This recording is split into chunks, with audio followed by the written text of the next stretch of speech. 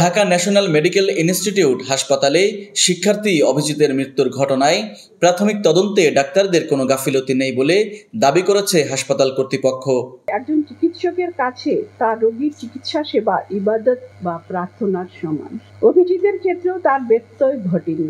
ডাক্তারগণ তাদের সর্বোচ্চ চেষ্টা করেছেন, কিন্তু এত কিছুর পরও দিন শেষে ডাক্তারদের কপালে জুটেছে মিথ্যা অপবাদ, যা কোনো ক্রমেই কাম্য নয়।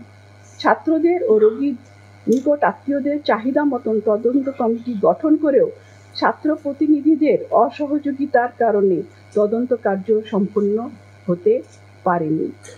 এক্ষেত্রে হাসপাতাল কর্তৃপক্ষের কোনরূপ গাফেলতি বা সদিচ্ছার অভাব না থাকলেও ভুল চিকিৎসা বা বিলম্বিত ব্যবস্থা গ্রহণের অভিযোগ সম্পূর্ণ মিথ্যা ও ভিত্তিহীন।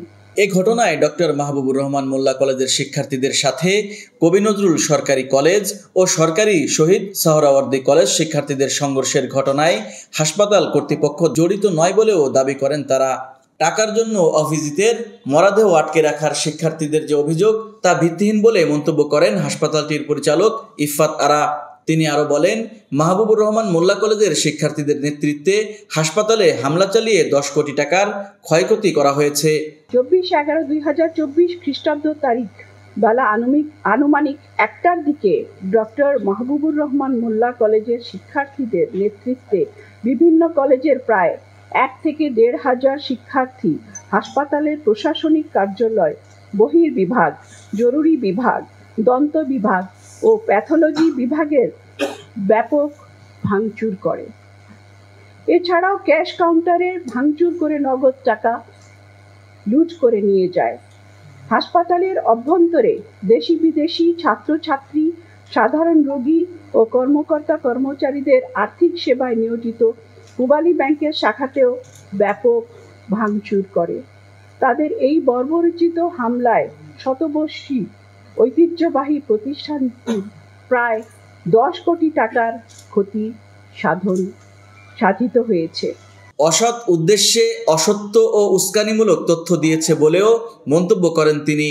কতিপয় ছাত্র প্রতিনিধি হাসপাতাল কর্তৃপক্ষের সাথে গঠনমূলক আলোচনার ফলাফল কোমলমতি সাধারণ ছাত্রদের মাঝে প্রচার না করে অসৎ উদ্দেশ্যে ও অসত্য উস্কানিমূলক তথ্য প্রদান করে শত বছরের ঐতিহ্যবাহী প্রতিষ্ঠানটি স্বাভাবিক শান্তিপূর্ণ পরিবেশ বিনষ্ট করে এবং রোগী সেবায় বিঘ্ন ঘটায়।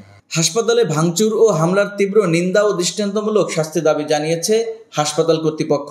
হাসপাতাল কর্তৃপক্ষ অভিজিতের বিষয়ে একটা প্রেস ব্রিফিং এর আয়োজন করেন এবং বিষয়টি মিডিয়ার সামনে সম্পূর্ণভাবে উপস্থাপন করেন। এই ব্যাপারে ঘটনার ব্যাপারে আমার কিছু পর্যবেক্ষণ আছে। সেটা হচ্ছে, ঘটনার সাথে ঢাকা ন্যাশনাল মেডিকেল কলেজ কোনোভাবেই সংশ্লিষ্ট নয়। তারপরেও কেন কলেজে আক্রমণ করা হলো তা আমাদের বোধগম্য না। অনুরূপভাবে হাসপাতালের একটা মৃত্যুকে কেন্দ্র করে ব্যাপক ভাঙচুরের ঘটনা অত্যন্ত ন্যাক্কারজনক এবং নিন্দনীয় বটে।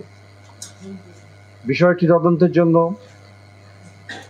আমাদের হাসপাতালের না, আমাদের কলেজ কর্তৃপক্ষ ইতিমধ্যে গতকাল একটা তদন্ত কমিটি গঠন করেছে।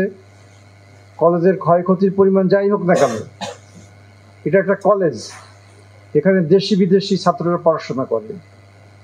ভারত থেকে, নেপাল থেকে, বিভিন্ন দেশ থেকে ছাত্রছাত্রী বাংলাদেশে আসে, পড়াশোনা করে। ঢাকা ন্যাশনাল মেডিকেল কলেজের একটা উজ্জ্বল ভাবমূর্তি আছে, সেই উজ্জ্বল ভাবমূর্তি আজ ক্ষুণ্ণ হয়েছে। আমরা সত্যি ব্যথিত, চিন্তিত। আমাদের অনেক ক্ষতি হয়ে গেছে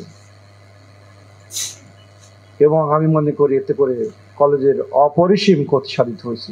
ক্ষতির হিসাব কিভাবে দিব?